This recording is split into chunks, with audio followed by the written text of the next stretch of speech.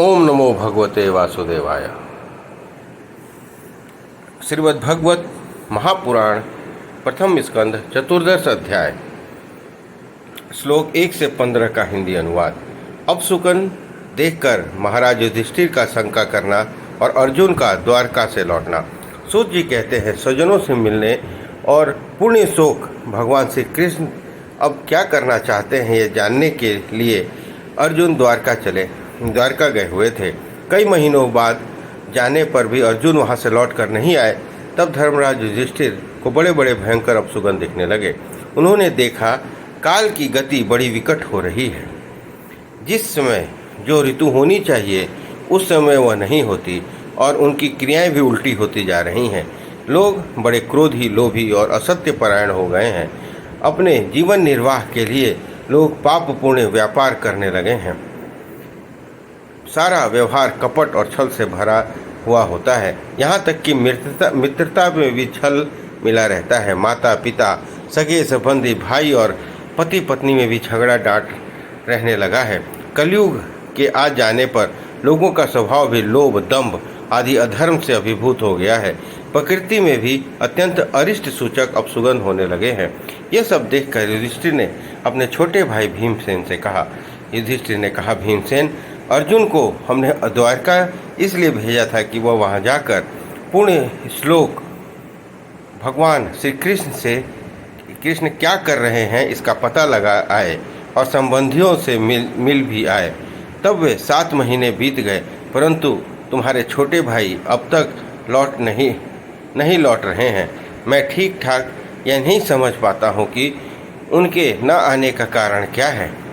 कहीं देवर्षि नारद के द्वारा बतलाया हुआ वह समय तो नहीं आ पहुँचा है जिसमें भगवान श्री कृष्ण अपनी जीवन लीला विग्रह का संवरण करना चाहते हैं। उन्हीं भगवान की कृपा से हमें यह संपत्ति, राज्य, स्त्री, प्राण, कुल, संतान, शत्रुओं पर विजय, स्वर्गादि लोगों का अधिकार प्राप्त हुआ है। भीमसेन, तुम तो मनुष्यों में व्याघ्र के समान बलवान हो। देखो तो सही, आकाश में उल्का पतादि, पृथ्वी में भूकंप आदि और शरीर में रोगादि कितने भयंकर अपशकुन हो रहे हैं।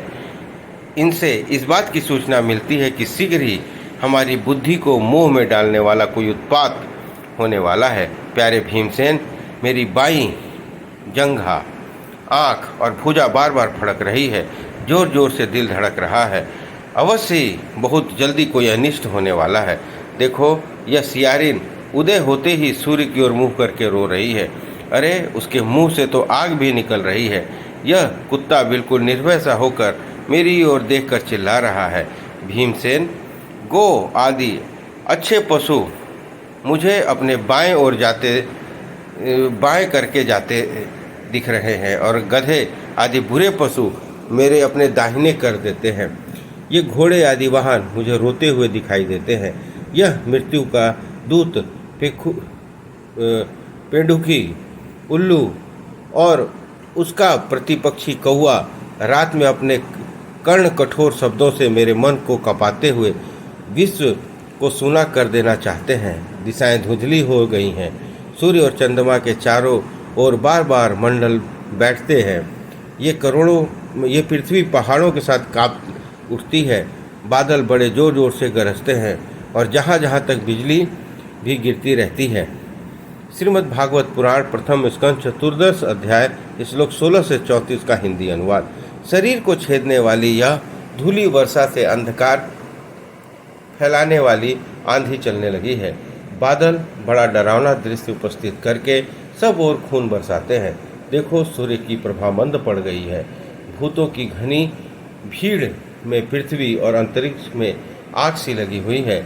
नदी, नद, तालाब और लोगों के मन क्षुब्ध हो रहे हैं। घी से आग नहीं जलती।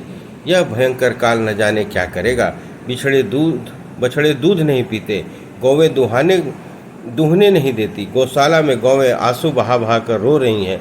बैल भी उदास हो रहे हैं। देवताओं की मूर्तियां रोज सी रही हैं। उनमें से पसीना छूटने लगता है और वे हिलती डोलती भी हैं। भाई, ये देश, गांव, शहर, बगीचे, खाने और आश्रम श्रीहीन और आनंद रहित हो गए हैं। पता नहीं ये हमारे किस दुख की सूचना दे रहे हैं।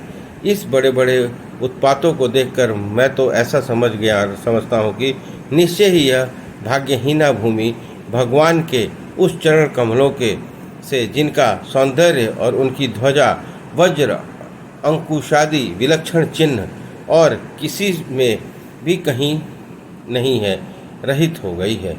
शौनक जी, राजा युधिष्ठिर इन भयंकर उत्पातों को देखकर मन ही मन में चिंतित हो रहे थे कि द्वारिका से लौटकर अर्जुन आए। युधिष्ठिर ने कहा, अर्जुन, इतने आतुर क्यों हो रहे हो? इतने पहले तो कभी नहीं दिखे। मुंह लटका हुआ है, कमल सरीखे नेत्रों में आंसू बह रहे हैं और शरीर में बिल्कुल कांति नहीं है। उनको इस रूप में अपने चरणों में पड़ा देख युधिष्ठिर घबरा गए। देवर्षि नारद की बातें याद करके उन्होंने सुहृदों के सामने ही अर्जुन से पूछा। युधिष्ठिर ने कहा, भाई, द्वारकापुरी में हमारे स्वजन संबंधी मधु, भोज, दासार्ध, आर्ध, सात्वत, अंधक और वृष्णिवंशी यादव कुशल से तो हैं। हमारे माननीय नाना सुरसेन जी प्रसन्न हैं। अपने छोटे भाई मामा सहित वसुदेव जी तो कुशल पूर्वक हैं। उनकी पत्नियां हमारी भाभी मामी देवकी आदि सातों बहनें अपने पुत्रों और बहुओं के साथ आनंद से तो हैं। जिनका पुत्र कंस बड़ा ही दुष्ट था, वे राजा अग्रसेन अपने छोटे भाई देवक के साथ जीवित तो है ना। हार्दिक अपने पुत्र कृतवर्मा, क्रूर, जयंत, गद सारण और शत्रुजित आदि यादव वीर सकुशल तो है ना। यादवों के प्रभु बलराम जी तो आनंद से हैं। वंश के सर्वश्रेष्ठ महारथी प्रद्युम्न सुख से तो हैं। युद्ध में बड़ी फुर्ती दिखलाने वाले भगवान अनिरुद्ध आनंद से तो हैं। सुशेषण, चारुदेषण, जामवती नंदन साम और उनके पुत्र सहित ऋषभ आदि भगवान श्री कृष्ण के अन्य सब पुत्र भी प्रसन्न से तो हैं। भगवान श्री कृष्ण के सेवक श्रुतदेव, उद्धव आदि और दूसरे सुनंद नंद आदि प्रधान यदुवंशी तो भगवान श्री कृष्ण और बलराम के बाहुबल से सुरक्षित हैं। सब के सब सुरक्षित है ना। हमसे अत्यंत प्रेम करने वाले वे लोग कभी हमारा कुशल मंगल भी पूछते हैं। भक्तवत्सल ब्राह्मण भक्त भगवान श्री कृष्ण अपने स्वजनों के साथ द्वारका की सुधर्मा सभा में सुखपूर्वक विराजते हैं ना। श्लोक 35 से 44 का हिंदी अनुवाद। वे आदि पुरुष बलराम जी के साथ संसार के परम मंगल परम कल्याण उन्नति के लिए यदुवंश स्वरूप क्षीर सागर में विराजमान है। उन्हीं के बाहुबल से सुरक्षित द्वारकापुरी में यदुवंश लोग सारे संसार द्वारा सम्मानित होकर बड़े आनंद से भगवान विष्णु के पार्षदों के समान विहार कर रहे हैं। सत्यभामा आदि 16,000 रानियाँ प्रधान रूप से उनके चरण कमलों की सेवा में दिन रात रहकर उनके द्वारा युद्ध में इंद्रादि देवताओं को भी हराकर इंद्राणी के भोग योग्य तथा उन्हीं की अभीष्ट परिजातादि वस्तुओं का उपभोग करती हैं। यदुवंशी वीर श्री कृष्ण ने बाहुदंड के प्रभाव से सुरक्षित रहकर निर्भय रहते हैं और बलपूर्वक लाई हुई बड़े बड़े देवताओं के बैठने योग्य सुधर्मा सभा को अपने चरणों से आक्रांत करते हैं। भाई अर्जुन, ये भी बताओ कि तुम स्वयं तो कुशल से तो हो ना। मुझे तुम श्रीविहीन से दिख रहे हो। वहाँ कुछ दिनों तक रहे, कहीं तुम्हारे सम्मान में किसी प्रकार की कमी तो नहीं हुई? किसी ने तुम्हारा अपमान तो नहीं कर दिया? कहीं किसी ने दुर्भाव और अमंगल आदि से तुम्हारा चित्त तो नहीं दुखाया? अथवा किसी आशा से तुम्हारे पास आए हुए याचकों को उनकी मांगी हुई वस्तु अथवा अपनी ओर से कुछ देने की प्रतिज्ञा करके तुम दे नहीं सके? तुम सदा शरणागतों की रक्षा करते आए हो। कहीं किसी भी ब्राह्मण, बालक, गौ, बूढ़े, रोगी, अबला और किसी अन्य प्राणी का जो तुम्हारी शरण में आया हो तुमने त्याग तो नहीं कर दिया? कहीं तुमने अगम्या स्त्री से समागम तो नहीं किया अथवा गमन करने योग्य स्त्री के साथ असत्कार पूर्वक समागम तो नहीं किया? कहीं मार्ग में अपने छोटे और बराबरी वालों से हार तो नहीं गए?